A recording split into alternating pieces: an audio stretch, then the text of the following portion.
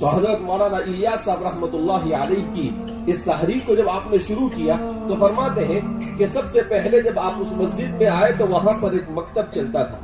آپ نے اس مکتب کو مضبوط کیا اور اس مکتب کو مدرسے میں تبدیل کیا اور مدرسے میں تبدیل کرنے کے بعد پھر وہیں سے اپنے کام کو شروع کیا. اسی لیے ہمیں اس بات کو سمجھنا چاہیے کہ دین کا ہر شعبہ یہ دین کی ضرورت ہے.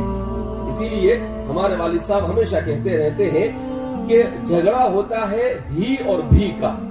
ہم میں سے ہر ایک مدرسے والا، تبلیغ والا، خانقاہ والا، دین کا جو بھی کام کرنے والا ہے، وہ ہر ایک اگر یہ سمجھے کہ یہ بھی دین کا کام ہے تو کوئی جھگڑا نہیں، مگر یہ سمجھے کہ یہ ہی دین کا کام ہے تو جھگڑا ہے. تو ہی اور بھی کا جھگڑا ہے.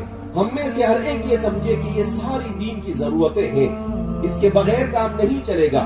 حضرت قاری طیب صاحب رحمۃ اللہ علیہ سے کسی نے پوچھا کہ حضرت یہ دعوت و تبلیغ کیا چیز ہے؟ تو حضرت نے فرمایا کہ دعوت و تبلیغ نام ہے دین کی تمام محنتوں کو جمع کرنے کا، جس میں دین کی تمام محنتوں کو جمع کر دیا گیا.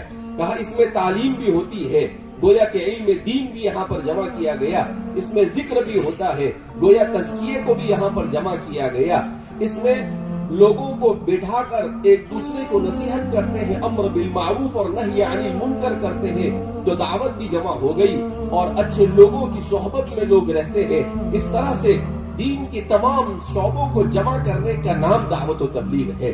اسی لیے کہتے ہیں حضرت تھانوی رحمۃ اللہ علیہ فرمایا کرتے تھے کہ دین کس کا نام ہے؟ اپنے عقیدے کو درست کرنے کا، اپنے نفس کا تزکیہ کرنے کا، اپنے اندر علم دین سے اپنے آپ کو آراستہ کرنے کا، اپنے اخلاق کو اسلام کی تعلیمات کے مطابق کرنے کا اور اپنی معاشرت کو دین کے تابع کرنے کا. کہا جب یہ پانچوں چیز آ جائے کہ آپ کو پورا عقیدہ معلوم ہو، آپ کا پورا احکام کا علم ہو، آپ پورے طور پر اسلامی اخلاق سے آراستہ ہو، تو اس کا مطلب یہ ہے کہ آپ